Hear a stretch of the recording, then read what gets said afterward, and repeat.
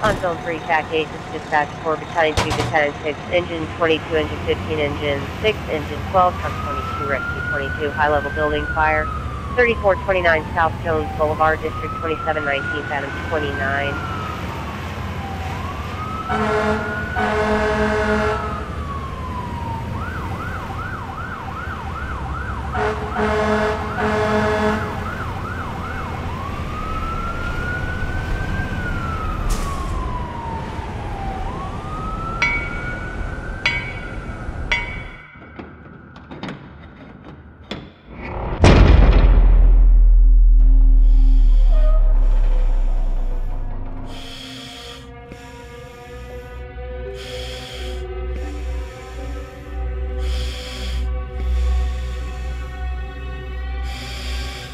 Fire's that way.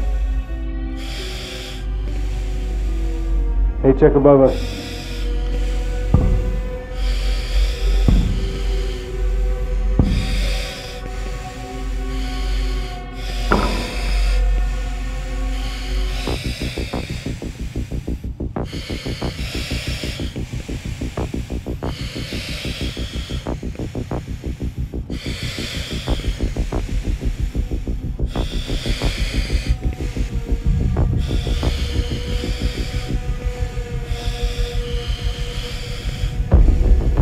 Search that room right there.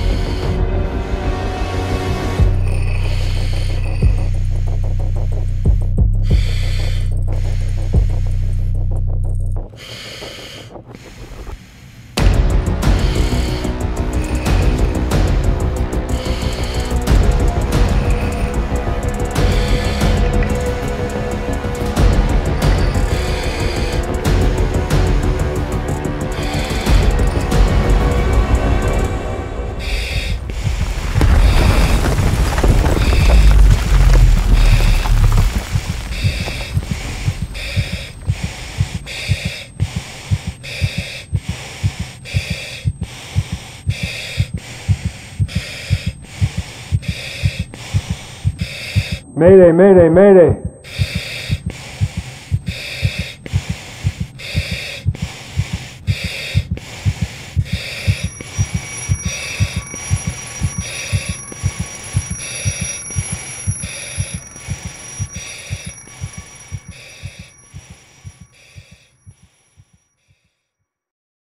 My name's John Borla. I'm a battalion chief with the Clark County Fire Department, newest battalion chief.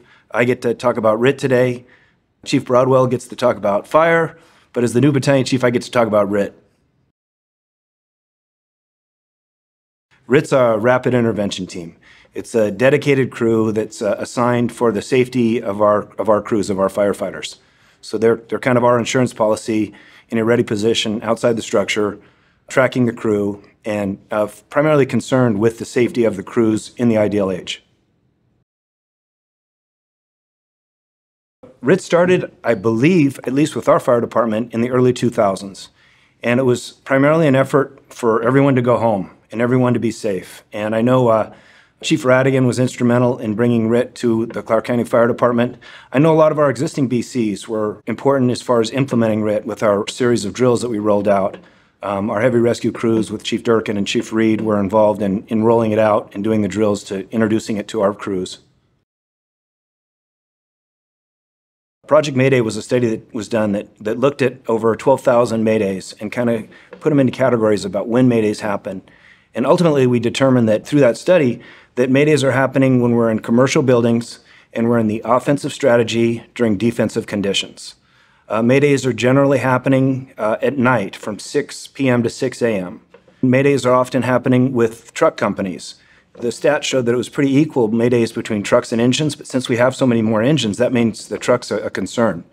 Some of the reasons that maydays were being called, number one for the engine companies was that crews were getting off the line and getting lost, getting off the attack line. For truck crews, the main problem was crews actually falling through the roof. So again, we're operating in defensive conditions with an offensive strategy for a lot of our maydays. Maydays seem to take place generally 25 to 35 minutes into the fire.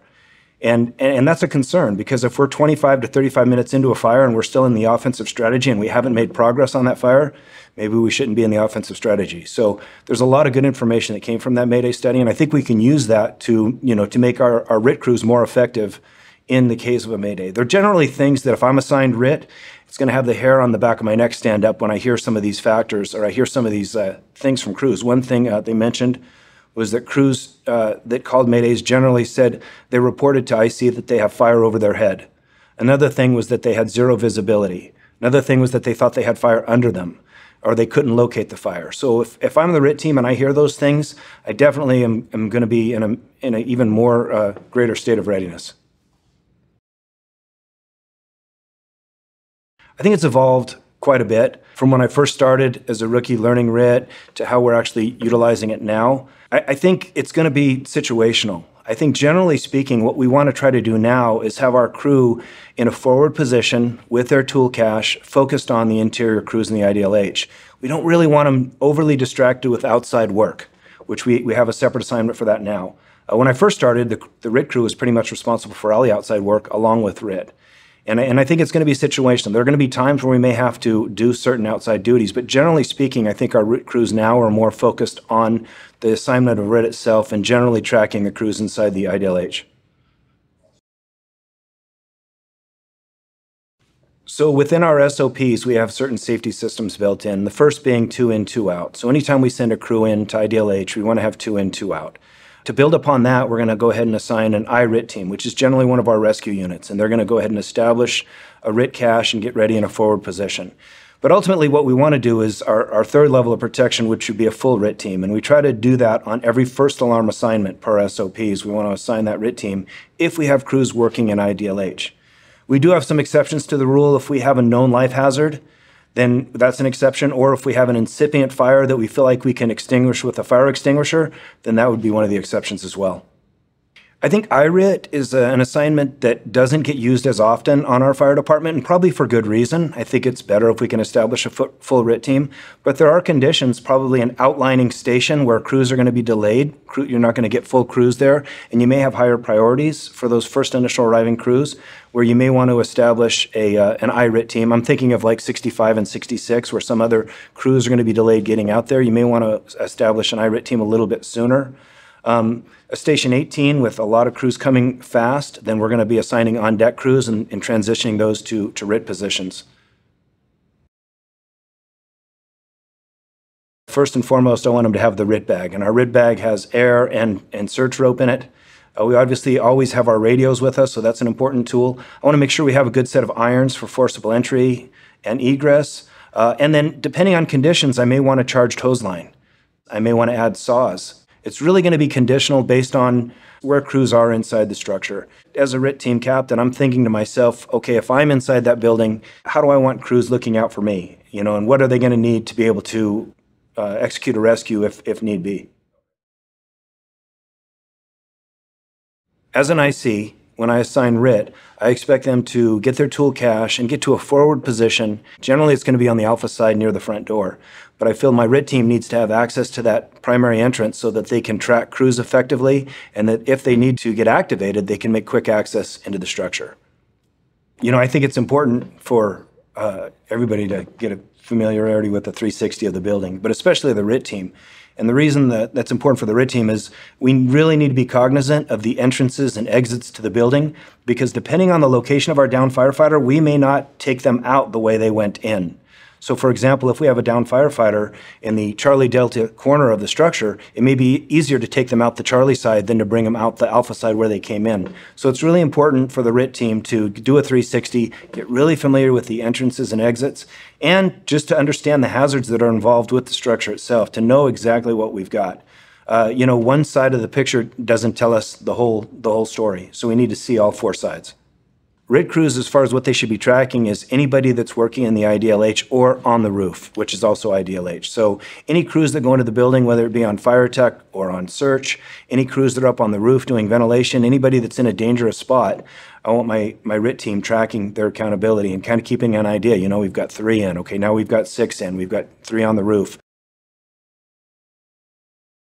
If we do get a Mayday call, we go ahead and the first thing I want to do as I see it, make sure that I acknowledge that Mayday. A lot of times those Maydays are undetected with all the radio traffic. So I want to make sure I acknowledge that Mayday and get a report from that downed firefighter, particularly a lunar report or a CAN report. Find out what they are and what the problem is. Then I'm going to go ahead and deploy my RIT team and make sure that they stay on the same original TAC channel. So the RIT operation will stay on the original TAC channel. Everybody else, we're going to advise that we do have a RIT activation and we're going to switch to a separate operations TAC channel. But I want them to stay on task generally. The best thing we can do for that down firefighter is put the fire out. So we want to make sure our crews stay on task. That's not to say that interior crews aren't going to be a part of the rescue operation, but we want to make sure that we stay on task and put the fire out ultimately. And this is going to be contingent on the crew itself, and I think this is something that's going to have to be trained and practiced with the individual crews. But the ideal setting, when you have a RIT team of 4 making entry, you're going to have your rope person on the front, and they're going to be leading the search. They're also going to locate the victim and help with patient packaging. The second person's generally going to be the company officer, and they're going to be having the tick. They're going to be helping with the search, but also really looking out for the safety and orientation of the crew, making sure everybody's together. The third person is generally going to be our air person. Again, very essential in patient packaging and, if needed, getting air onto the victim immediately. And then the fourth person is our irons person, and they're going to be assisting as needed, but their key assignment is getting us back out of the structure. So they need to make sure they're staying very oriented as we're making entry onto how we're going to get out of the structure in a quick manner. So as far as packaging a down firefighter, it's really going to be conditional depending on what the firefighter's injuries are. And that's going to be something that, we're going to be thinking about when we're building our tool cache. Is this going to be something where we can possibly do a grab and go and drag the firefighter out in a timely manner? That might be the case. But we might have to also consider a backboard. A Stokes basket's a really good tool. I know on the heavy rescue, we really liked using the sked to be able to package the patient and slide them out quickly and effectively.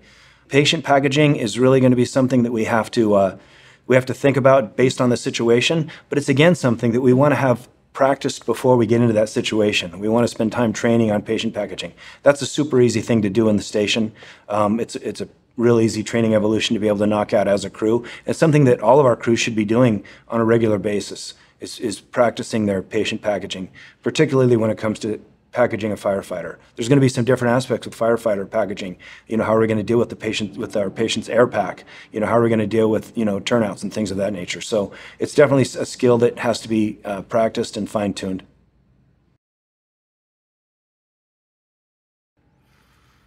I think there's definitely a stigma of RIT, where when you get that assignment, especially, I know at Station 21, when Battalion 7 would assign us RIT, we're like, well, he's not getting dinner tonight. And so we need to get away from that. And we need to realize if I was the crew that was in that IDLH, I would want a RIT team that's focused on my needs and accountability. And so, it's an assignment that benefits us, and it's saving our own. So we need to give it that high priority when we get that assignment. Sure, we're still going to have a little bit of firefighter banter when we get assigned RIT, but we ultimately need to make that a high priority to us to make sure that we're on point when we're assigned RIT. Yeah, gotta aim for the top like, hold up. Yeah, I can never doubt myself, I know better. All of you critics be acting like you know better. Blowing the smoke, but I know when the dust settles that I'm in my element, it's evident that there's levels to the game. All of those dark nights I got then, breaking my back to make it out, got me feeling like pain. I ain't never need your help, I know you wishing me well. A penny for your thoughts, but seeing no change. I snap for the sun like Diddy, the riches got a mad ass son, I'm like Billy. I ain't never switch up, whole team with me, putting on for my city like OAGZ. Set the pace as long as you finish, consumers find a way inside your business. Babble if they try to dabble in it, and they hate the fact that they may have to witness. You tryna aim for the top like this, and you're in your element with a fire like this, and they hoping you fall and they praying you miss, but it's all in the risk. I got you with the switch, I'm in the zone. Give me the throne. One shot, that's all that you got. That's all that I know. Foot on the gas, 155 on the road. You could be a friend of me, an enemy, keep that